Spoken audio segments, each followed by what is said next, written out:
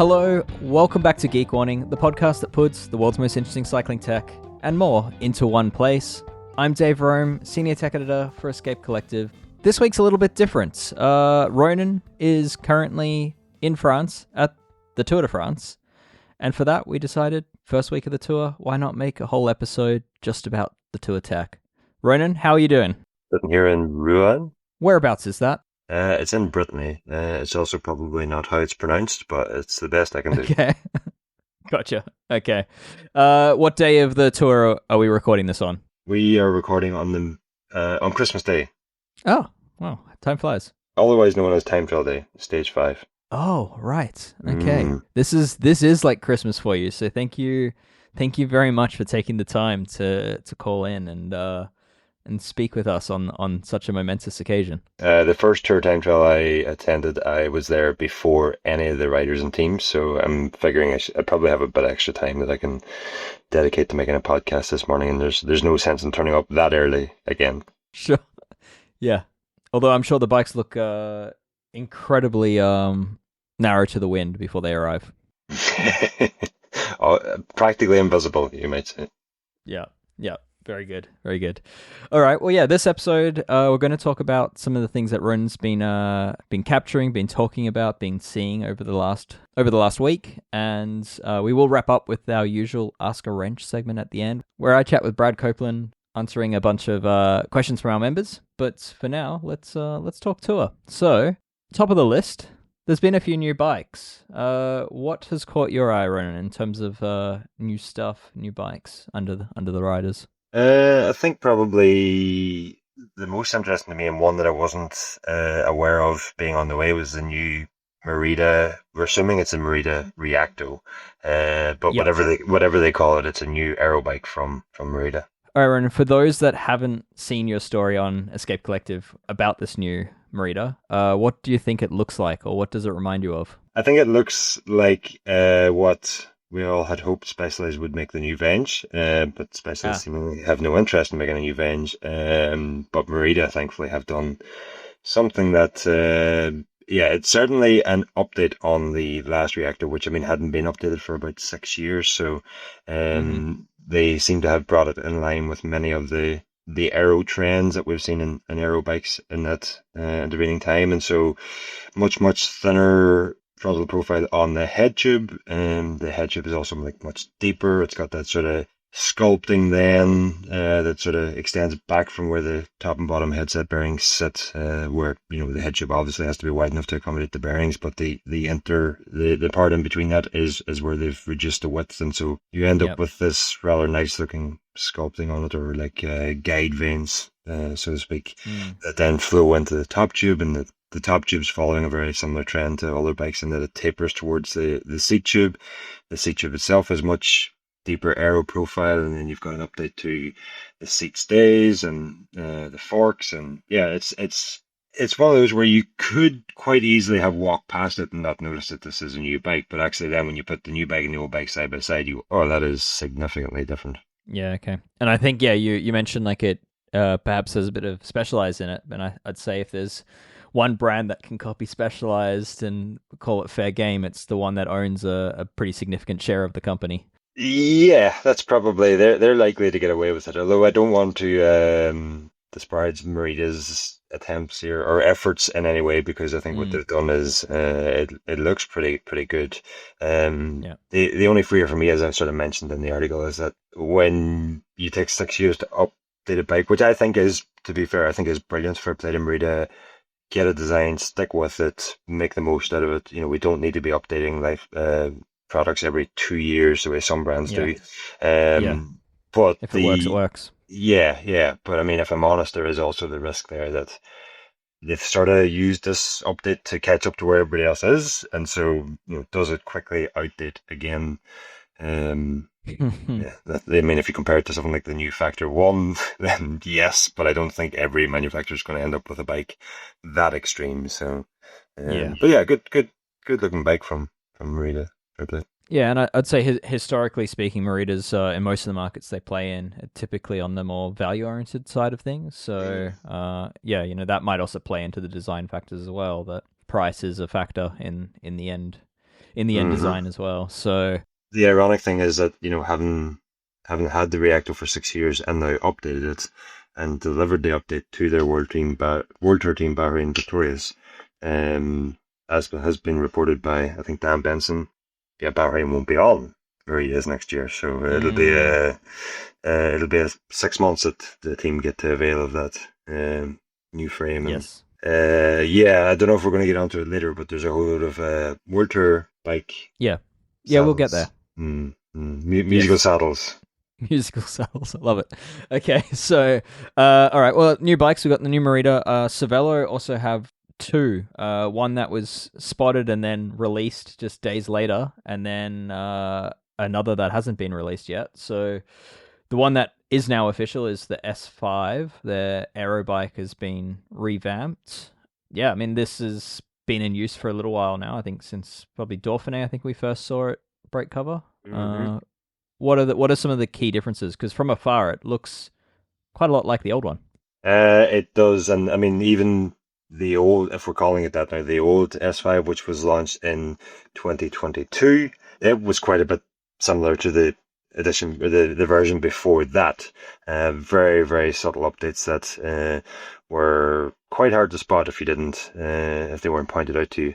And it's the same with this new 2026 Cervelo S5, and the goal here has been similar, like not to tamper too much with an aero platform that clearly works, but again, try to get a bit more weight out of the S5. And I mean, honestly, I had that S5 3 years ago and was one of my favorite review bikes that I've had so far. And it was an Ultegra build. It had, I can't remember exactly which wheels, but it had deep wheels on it, and it weighed something like 8.5 kilos. Probably slightly less than that, but by the time you add pedals and stuff like that, I think the weight actually was a positive thing about it. It made it faster downhill. It just made it feel like it didn't matter what was going to pop up, you were about to just like plow through it, which was, and then combine that with the geometry and that, which was pretty on point for what I like. And so with the new S5, they've looked to reduce the weight further. I've actually had a bike sent to me for review, and it is weighing, without pedals, with one bottle gauge, without a head unit obviously, 7.4 kilos in a size 56 with SRAM red build and the new Reserve 5764 wheels, so not shallow wheels either, or shallow rims. That's roughly team spec then, in terms of what you're testing. Yeah, it is pretty close to team spec, and like one of the ways that they've actually increased the depth of the head tube, and they've done a few other things to eke out a few aero gains, which will have added a bit of weight. But one of the ways that they tell me they were able to reduce the weight quite significantly is in moving to a proper one-piece handlebar and stem. They've obviously got that Y stem that's sort of unique about the S5.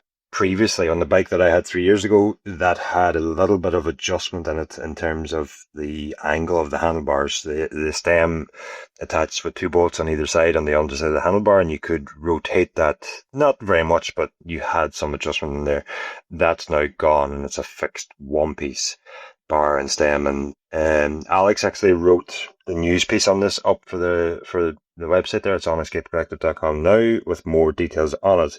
But I spoke to Cervelo in Lille before the start of the tour, and I sort of saying to them, yes, these bars might be lighter and they're going to be more aero and this, that, and the other. But as I've said a few times in this podcast this year, what happens when you stick a rider onto the S5, which is an outright racing bike, and in a size 56, you're speccing it with a 100mm stem, which I think if someone is interested in S5 and is using it for racing, there's probably going to be a higher percentage of those riders who need a 110 or a 120 stem on a size 56 than need a 100.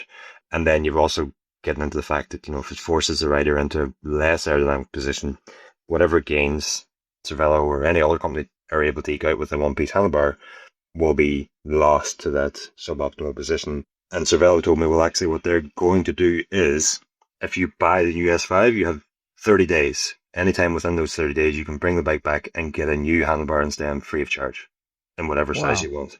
Well, so if you're going to get crashed out in a crit, make sure it happens within the first 30 days.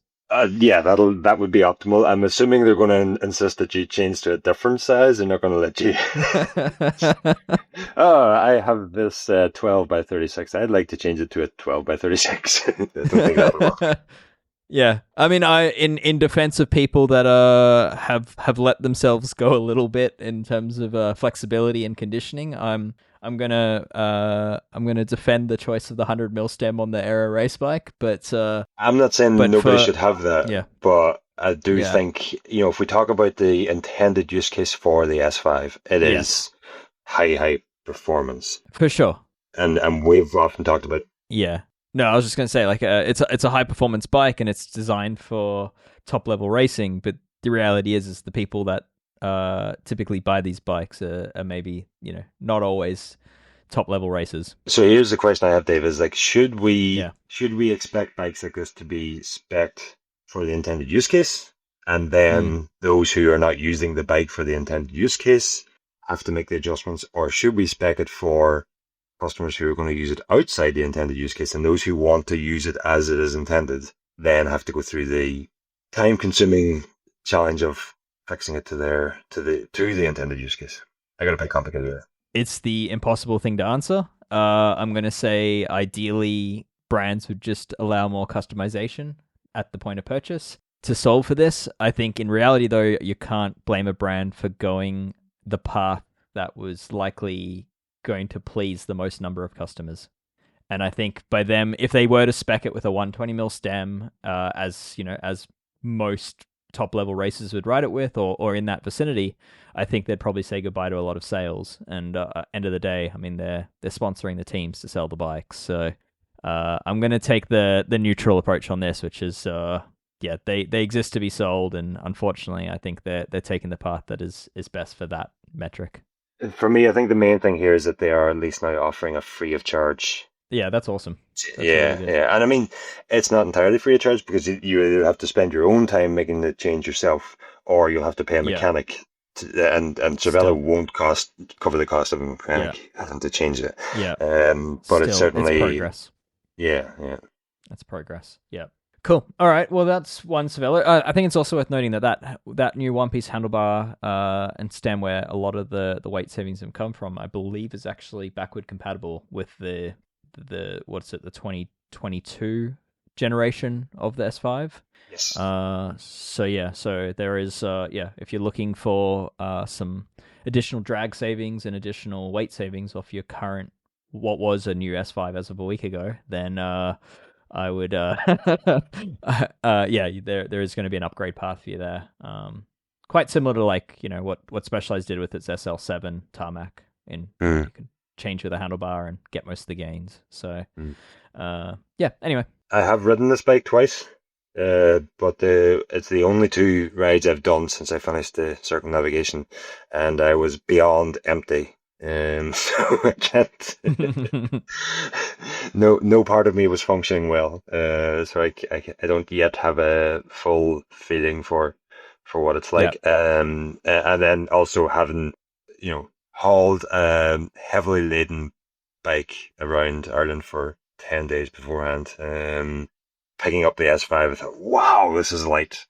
And then I weighed it, and it was like 7.4. It's like, yes, it is very light, but my internal scales need recalibrating. Yes, time to reset the benchmarks. All right. We mentioned Cervelo had a second bike. What looks to be the next R5 looks like it's sticking with the climbing, full climbers, full weight weenie side of direction. Is there a lot new going on that you've seen to the eye? I mean, we should also note that actually this bike did also make an appearance at the Dauphiné. It just went unnoticed for whatever reason. Typically, the Aero things do get picked up on more, and I've got the excuse that I was riding around Ireland, so I'm not sure what your excuse for not seeing it is, Dave, but that's we'll give you why time. When I noticed, my excuse is that I didn't watch the Dauphiné. Did anybody? It is, so again, their weight savings have been the key focus here, I think. And we can see that in the fact that it's got a new handlebar there. Again, integrated one-piece handlebar and stem. But then there are other things like they have removed there's a little lip on the trailing edge of the fork crown on the previous generation of the R5 that sort of like just give it a nice little flow into the down tube. And that is now gone. They've opened up that whole area. And yeah, weighing this bike, Matteo Jorgensen's size 58, fully built bike came in at 7 point. I think it was 7.0 something. If I can't quite remember now. And actually, my scales have since passed away. They refused to stop beeping last night when I was trying to sleep. And I tried everything from you need a screwdriver to take the battery out. Couldn't do that in the middle of the night, so I put them out in the hall. Could still hear it, and end up I just had to smash it on the ground until it was dead.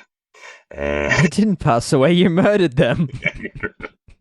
And it was absolutely brutal. But they are gone. No. Oh no. I mean, it was incessant beeping. It just wouldn't stop. But yeah, for a size 58, that's incredibly lightweight. Fully built bike, just 200 kilos or 200 grams above the UCI weight limit is pretty impressive. With bottles on it. Well, with bottles in it. Empty bottles. Empty, but still, that's 100 grams or so there. Yeah. Maybe. So my point is, I think with a Jonas Vingegaard sized frame, you're probably on the weight you're limit. at the limit. Yeah. With no buttons. Very. All right. Well, yeah, I'm not sure when that one's coming out. It looks fairly polished. Would imagine it's probably near, but it's another one to watch. You remember that old saying that you wait forever for a bus to come and then two come at once? That it's now been updated, and it's you wait years for a new Cervelo, and then 4 or 5 come at once. Yeah, how many have we had? Because I've got the new gravel bike here, the Sparrow 5. You've got the S5. There's seemingly an R5. What else is new? Caledonia was new last year, I think. Yeah, so three, but still. And is there a new TT bike as well? There isn't, but there was some confusion about an article that I wrote. Okay. I had made it sound like there was a new P5. But the new P5 I was referring to in that article was the one that was released this time last year. Gotcha. Okay. And the article was all about the sort of weight weenie hacks that Visma had made to this P5 with Vingegaard's name on it that I spotted in the back of the team truck. And that I predict he will use for the mountain time trial. So I'm probably not going into too much detail on that here, but it looks to me like they've made considerable effort to get the time trial bike as light as possible, and the only explanation I can come up with is that he's planning to do the mountain time trial on a time trial bike, which when you speak to every other team here, they're all planning to do it on road bikes. Gotcha. Okay.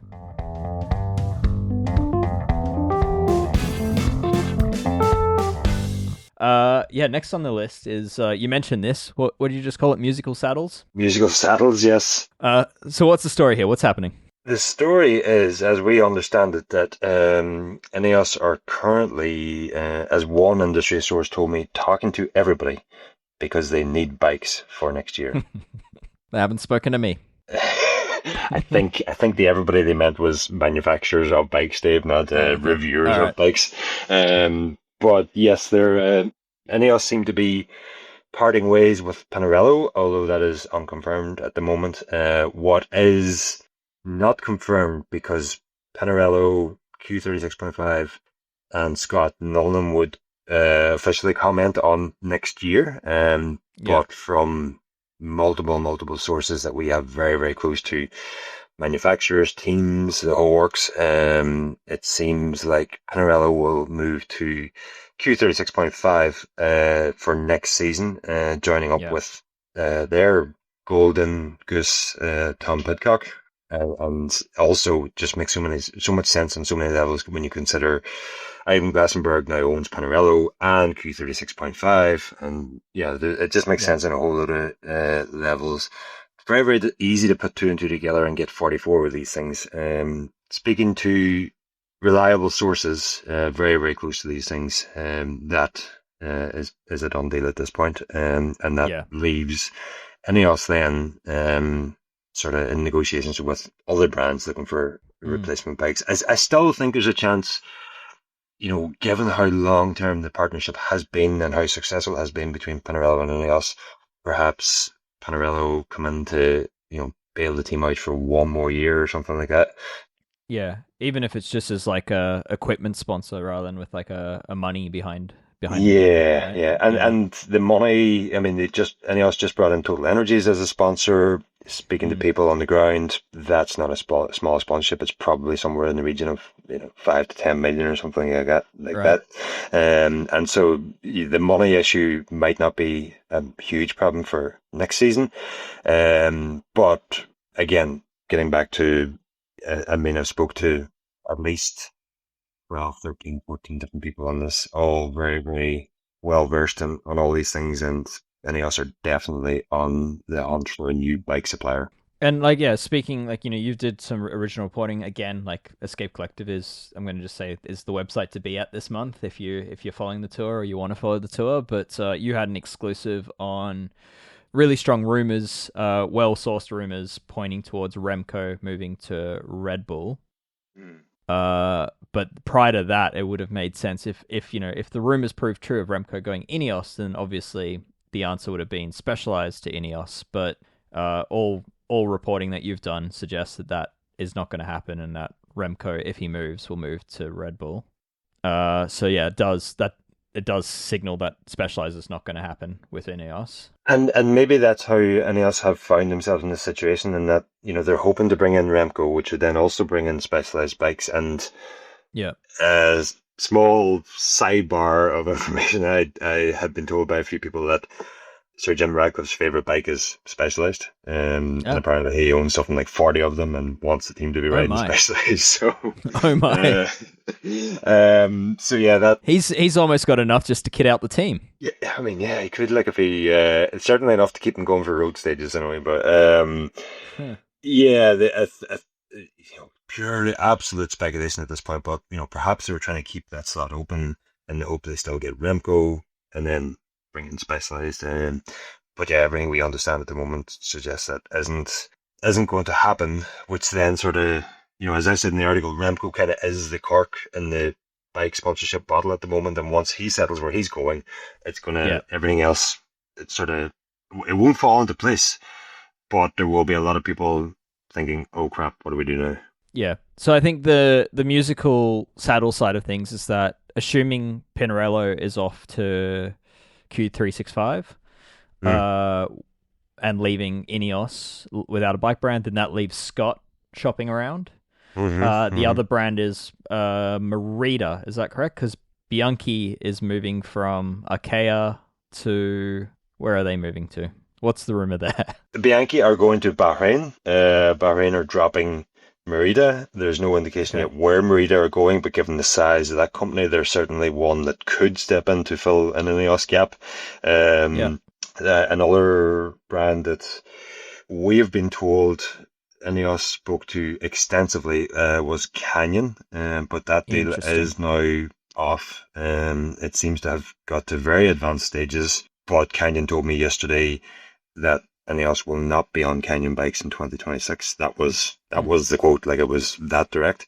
Um, Okay. but they wouldn't confirm whether or not negotiations had happened. And yeah, again, multiple people tell me that those negotiations did. But even then, that sort of opens a few other questions. Why were Canyon maybe interested in joining Ineos? And Mm. there's a couple of explanations there. Obviously, they're linked at the hip with Matthew Van Der Poel. He has a 10-year personal contract with them. They're not Yep. splitting from him. No. And Canyon also have a long-term deal with Alpes and De Koning, and they're not going to be splitting with them because Van Der Poel will be there. The slight hiccup there is that reports suggest that De Koning might actually be pulling out of Alpes and De Koning, and so if the team can't find a secondary sponsor, what happens then? And then the Mm. other part to consider there is that Movistar's contract with Canyon is up this year. Canyon told me that negotiations are progressing positively. Yeah, progressing doesn't mean they've been finalized. And yeah, as we understand it, Canyon had some sort of 1-year extension option on that the team don't know whether they're going to take or not. And so a few manufacturers I spoke to told me that Movistar had approached them, whether or not they were looking to sign new deals or whether they were looking to have some sort of backup plan. Either way, Movistar, rightly so, aren't just waiting about to hear back from Canyon whether or not we're going to have bikes next year. Okay. All right. Well, yeah, clearly a lot of movement going on behind the scenes, and I'd say the concrete will firm up after the tour in relation to all of this. But yeah, it does sound like what Merida and Scott are going to be perhaps looking for places to land, and yeah, I guess we'll see about all the others. But one to watch. I think Scott makes the most sense. Just Q36 and then he'll swap, and and he'll end up with a good aero bike, a lightweight climbing bike, a good time trial bike, and a good partner. But things are rarely that simple. Yes, sure. All right. Well, one to watch. Yeah, I'm looking at the time. I think we should move on to talking about a little letter you got your hands on. A letter from Adam Hansen, which I don't think was meant to find its way over to you, but it has. What was the letter? The letter was from Adam Hansen, president of the CPA, to the UCI's Technologies and Equipment Commission. And while he starts off defending the new UCI proposed rule on minimum handlebar width and why he stands over that wholeheartedly, he does then offer an apology for a mistake he made in misunderstanding the lever width measurement. And yeah, basically he hadn't realized that actually, even with the handlebar width he was proposing with many of the levers on the market today and the levers used by pro riders, Shimano, Dura-Ace and Campag, actually it was impossible to have a legal setup with the minimum handlebar width. And so much so, like I did a quick thing last week, an article up on the website as well, where I had measured 50 World Tour bikes. Well, I tried to measure them with a measuring tape. Mechanics were stopping me, so I found a stick, measured the stick at 32 centimeters, broke it there, and then sort of sneakily ran around as many bikes as I could, and found, I couldn't find a legal bike under next year's rules. Every single bike I measured was going to fail next year's rules. And the AIGCP, which is the... Does concern me that you're running around the tour pit sticking your stick in between people's handlebars. It's, the amount of people who have mentioned the stick has been very surprising, but the AIGCP, the International Association of Professional Cycling Teams, they asked their members, so the professional cycling teams, to measure their bikes and report back. Of the 509 bikes within the sample, 84% failed to meet the proposed lever width measurement. So 84% were going to fall afoul of the rule change related to handlebar width? Yes, yeah, exactly. That's a problem. Yeah. So Adam Hansen's letter, it sounds like the apologies are around miscommunication, where the outside to outside width of 400 mil is, he's saying, stand by that. That's correct.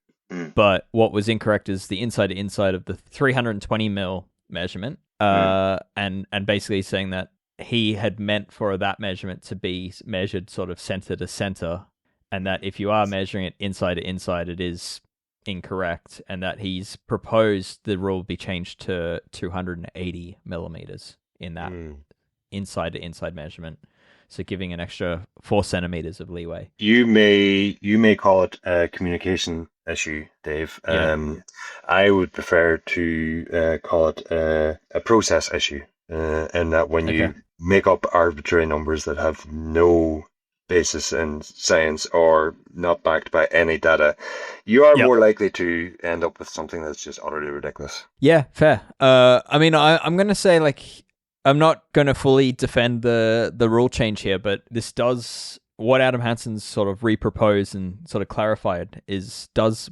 align better with what we'd spoken about quite a few weeks ago, where I'd said, like, the 400 mil external to external, outside to outside width is not that drastic. It allows for like a 37 centimeter handlebar with bar tape. I think you could get cheeky and run like a 35, 36 centimeter handlebar and probably double wrap the ends of the bar.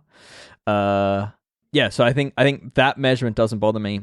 I think the inside to inside measurement, all that's about is just stopping riders from tilting their levers in so drastically, and to make them to give some number that's easier to measure there than some 3D printed tool that kind of gets tricked by the flare of the drop. I think they'll just trying to figure out a simpler way to measure these, and I understand how they ended up wanting just a single number to follow. But yeah, as you say, and as others have said, it does penalize the smaller riders that in some cases, quite fairly, and from a bike fit point of view would probably be put on like a 36 bar with levers tilted in, and they will still fall afoul of these even updated rules.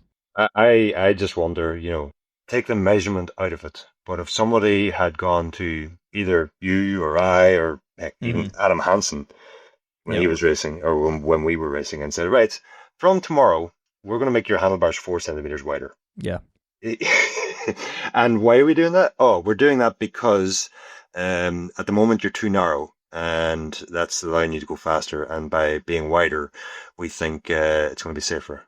Okay, but what about when the same number of riders want to be at the front of the peloton on a narrow road, and suddenly we're now 4 riders? There's only space for 4 riders instead of 6 riders. And what about the disproportionate way that it affects smaller and female riders? And what about the fact that actually the biggest lead out rider has to use the same, or the biggest lead out rider can use the same width of handlebar as Gaia Rialini's smallest option. There's just and what data do we have to suggest that this will actually make any difference?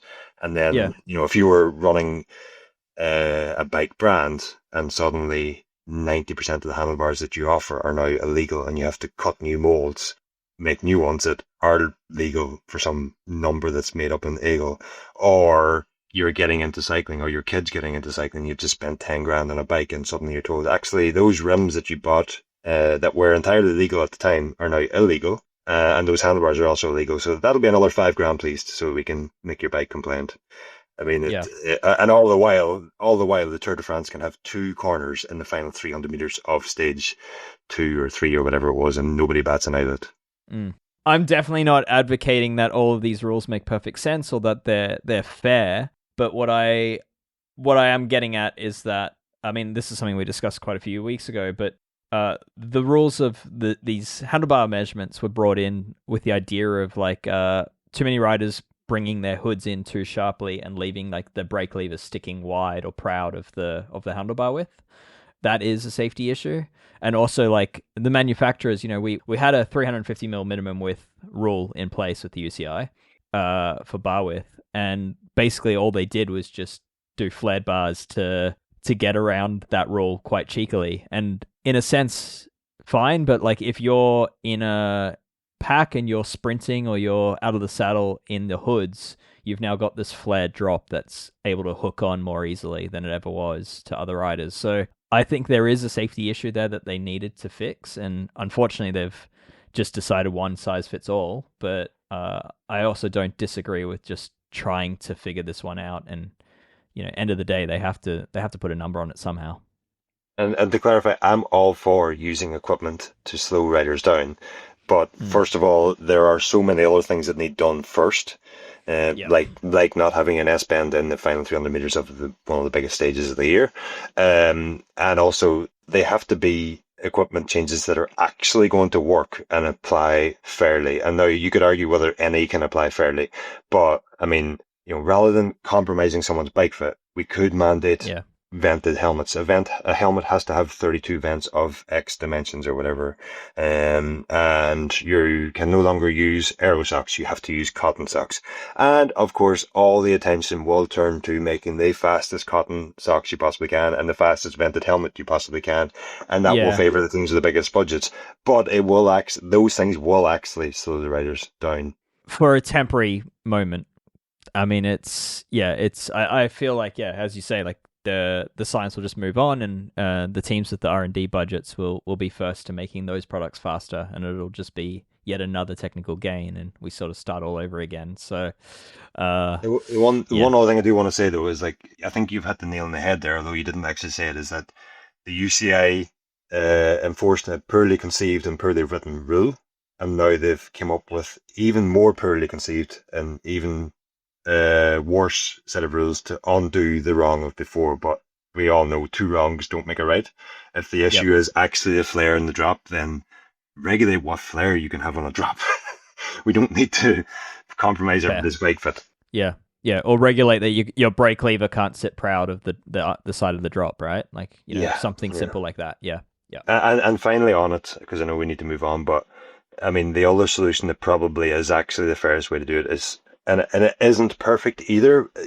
I don't think it is actually possible to come up with a perfect set of solutions. There's so many variables at play. But we have UCI height categories in time trial. And so the smaller riders have one bike fit that they can adopt, and the taller riders have a different one.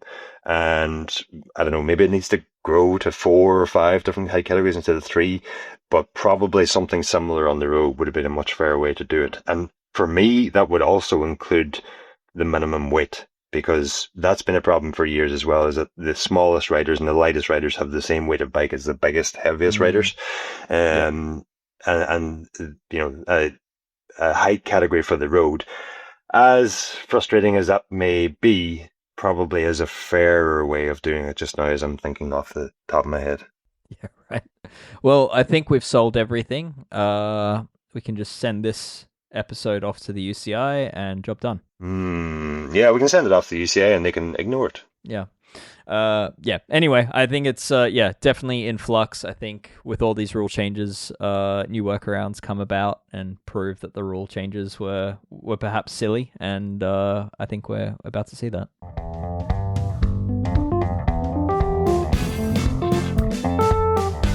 Aaron, let's move away from talking UCI rules. Let's talk about some of the trends that you may or may not have seen.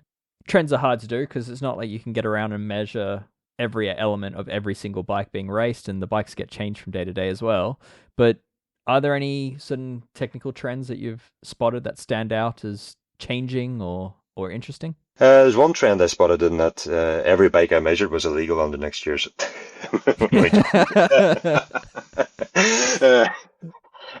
No, that's weird. We just hit replay on the last 15 minutes. Okay. Yes, just skip back and listen to that again. But actually, the only trend that springs to mind right now, and I do have a number of tech galleries in the hopper, but they'll drop feed over the next week or so. But it kind of also does get back to the UCI rules, although I'm not going to go there. And that is that one-by drivetrains and chainrings seem to be taking over for at least the stages we've had so far. And both SRAM and Shimano teams. I think Shimano, properly Shimano equipped and sponsored teams are not, but teams who do buy their Shimano group sets, who previously have run 2-by setups when SRAM equipped teams would have been on 1-by, are now like EF, like Ineos, a couple of others I can't quite remember off the top of my head, but a lot of 1-by spec bikes. Okay. And what sort of cassettes are you seeing? Like, is it road size cassettes or more gravel size? I haven't paid too much attention to that, but it's not. And when I say that, I mean I couldn't tell you if they're using which of the road size cassettes they're using. But it is everything I've seen has been road cassettes. But I mean that would also. It makes sense given the terrain we've had so far.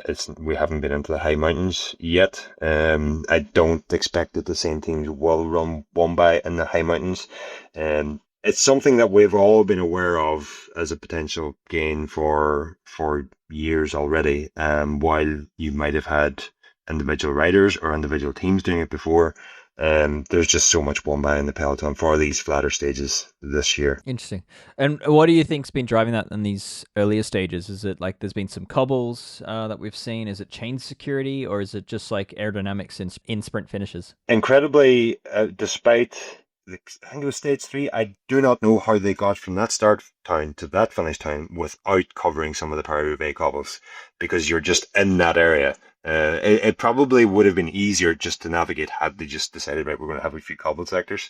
So I have been wondering, was there some pressure there not to have a cobble stage, or what the thinking was there? Because typically the ASO have been happy enough to chuck in a cobble stage here or there. It's probably a case of, that team did it last year and they won a lot, so we're going to do it this year. Interesting. But the reasons behind it, I mean, I've also done a big article based on a presentation by Dan Bigham at the Science and Cycling Conference last week, where he broke down why a gear ratio limit will not make cycling safer, will not slow the riders down. The thing that is so easy to make sense of is that, they put on bigger chain rings and they have more power. We can't just magically generate more power. We shift up the cassettes at the back. And so you're getting, with the bigger chain ring though, you are getting a marginal drivetrain efficiency gain that is maybe worth, I think Dan said something like 2 to 3 watts for a time trial, and maybe 7 to 10, which is a number he likes to chuck out quite often, but maybe 7 to 10 for a sprinter in a sprint finish. So I think it's, how many of them have actually measured it, I don't know, but some combination of a marginal aero gain, a marginal drivetrain efficiency gain. Yeah, that's probably the thinking behind it. And then also it makes sense also if you think about it, the riders probably wouldn't have used a small chainring for most of the stages so far anyway, so why carry it? Yeah, sure. And the derailleur that you need to go with it. Yeah. Well, yeah, it's an interesting trend to see, and certainly I don't think that trend is going to slow down either, given how the likes of SRAM are investing in one by at the moment. So I did overhear a mechanic at a team bus yesterday. It was 2 mechanics from different teams. One was on Shimano, one was on SRAM, and they happened to get talking, and they didn't know each other, but the Shimano equipped team mechanic asked the SRAM equipped team mechanic, what's SRAM like? And the SRAM equipped mechanic was like, that's the same thing. Descended into this conversation about the pros and cons of each, and how SRAM's easy to set up because it doesn't have wires that you need to feed through the frame. And Shimano guy was like, yeah, but then with Shimano we don't have to change chain rings as much. And the SRAM guy was like, yeah, when we want to change chain rings we have to do 8 bolts, and the riders, they want to change chain rings every night, and when they want to change chain rings, then they want to change cassettes. And I did feel for him when he was explaining it all, because if you're doing it for one bike in your garage, it's fine. But if you're doing it for 20 bikes out of the stage, so yeah, it was just interesting to me. Like, they, as I've always said, say different ways of doing the same thing, and each have their pros and cons. Yeah, fair. Okay. Any other trends of note that you've seen? Any things that you've spotted that are notably different from last year's tour? I'm sure when I go back looking through the galleries, I will find something now. I have one idea, but I'm thinking about writing it up as an article, so I might save that for when I get back to the office desk, write that up, and we could maybe discuss it next week. Is that article perhaps related to the increasing use of aero bikes? Indirectly, is probably the answer to that. But yeah, I mean, do you think that's been a trend of this year? I don't know. I think in these early stages, I'm definitely seeing more and more focused aero bikes being pulled out than what I thought I've seen in years past. But I guess it's perhaps not a trend unique to this year. Maybe it's been happening for the last year or two. It hasn't really struck me that we have more aero bikes this year than usual. But maybe what is happening is that with some brands bringing back the aero bike option, that it hasn't really struck me because there is now an option, whereas before there wasn't an option. And so when there is an option, it makes sense that the riders would take the aero bike. Yeah. Okay. All right. Well, I think that's plenty on the tour. We'll let you get into a car and get your camera pointed at some time trial bikes, or road bikes turned into time trial bikes. No, the road bike time trial will be next week. That's stage 16. Today is I'm getting ahead of myself. Today is the complete opposite. When you look at the profile, you think it's got 2 climbs on it, but it's actually an elevation difference of 6 meters. Somebody told me that. I haven't actually looked at the profiles. So. Oh wow. Okay. Don't at me if I'm wrong. All right. Well, yeah. Thanks for jumping on, Ronan, and hope the day of being in the outdoor candy store is as fruitful as you hope it to be. For those listening, thanks for tuning in. If you'd like to keep listening, we do now have the Ask a Wrench segment with Brad Copeland. And for that, you will need to be a member of Escape Collective. Normally, this is where I tell you what you're missing out on, but just know you're missing out on good things. And so that's enough reason that you should be a member. I've been thinking about this, Dave. What's that? When I get into cycling, obviously there probably was online media, but we're talking 2002 or so, and so print media was still huge. And thanks to my parents, I used to get Cycling Weekly, Pro Cycling, Cycle Sport, Cycling Plus, all the print magazines that you had available in the UK and Ireland, either weekly or monthly whenever they came out. And I think the reason I bring that up is because I think that just like consuming so much good cycling content gave me a foundation that I used then I had an understanding of the bike, I had an understanding of the sport that I could then use to try to make myself the best rider I could. And one thing that really sticks out to me was Cycling Plus used to do this bit where they would like talk you through how to true a wheel or tune a derailleur or whatever. And that's where I picked that stuff up. And it was recently I realized like that doesn't exist anymore, but Ask a Wrench does. And that's, you might be thinking, oh, what am I interested in? I'm not interested in that. But actually, the work that you do on the site around tools and different mechanic and stuff, I think it serves that purpose. And then the Ask a Wrench on a weekly basis, like every single time I listen to it, I go, I picked up something there. And yeah, I thought that was worth mentioning. Well, thank you. Thank you very much. Yeah, there you go. That's the reason to sign up. Gives you access to Ask a Wrench, but gives you access to everything else we do at Escape Collective. So I'll leave it there. For people that are about to listen to Ask a Wrench, thank you for your support. And for those that are about to switch off, please consider joining. You are missing out on some really useful content, and what I'm going to say is the best tour coverage out there. All right. Ronan, have a great day. We'll catch you in a week or so. Thank you. See you then. All right. Cheers. This episode was produced, edited, and mixed by Will Jones at Red Bricks Media.